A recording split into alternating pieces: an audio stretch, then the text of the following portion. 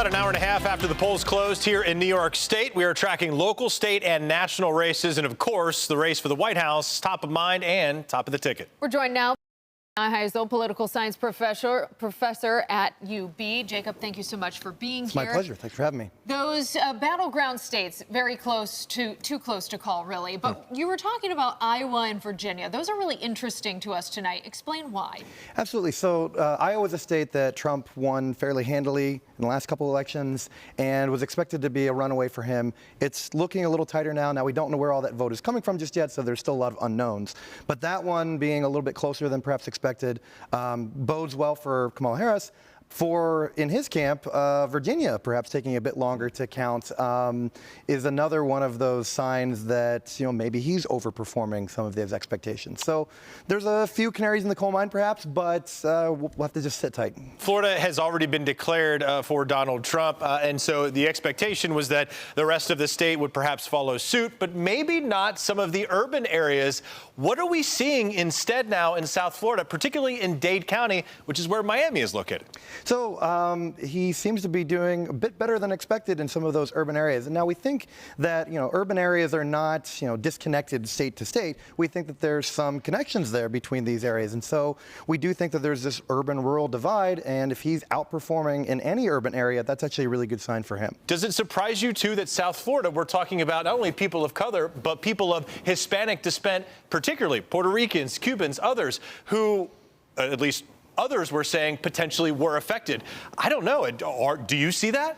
As of right now, no. I mean, depends on where we're looking, but there was a lot of speculation that the comments at the Madison Square Garden rally would have actually really turned the Latino vote off. But we're not really seeing that sign just yet. At the end of the day, what really brought people to the polls? What were they really talking about? So if looking at the national exit polls, it's things like democracy, which is defined in different ways by different people, and also the economy is another big standout. And so if those hold in those battleground states, it's kind of an interesting race in that respect, which is one of those things favors her and one of those things favors him. I feel like I ask you this, or maybe I say this when you're on, because I do want to join your class at some point. But I'm wondering what you're going to tell your classes in the coming, not tomorrow, but the coming days and weeks, because whoever wins tonight, you're talking about half of the electorate completely disagreeing, or if not vehemently disagreeing. How do we come together perhaps as a nation politically? Because I'm not asking you to talk about emotions and everything else, but politically, how do we rectify this? I mean, we're in a very polarized era, and we don't have many models as to come back from that kind of polarization. It's been a while since we've been this divided. So the short answer is I don't know, unfortunately. And if I did know, maybe that'd be something I'd be cashing in on. But there's really no great way out of this right now. Yeah.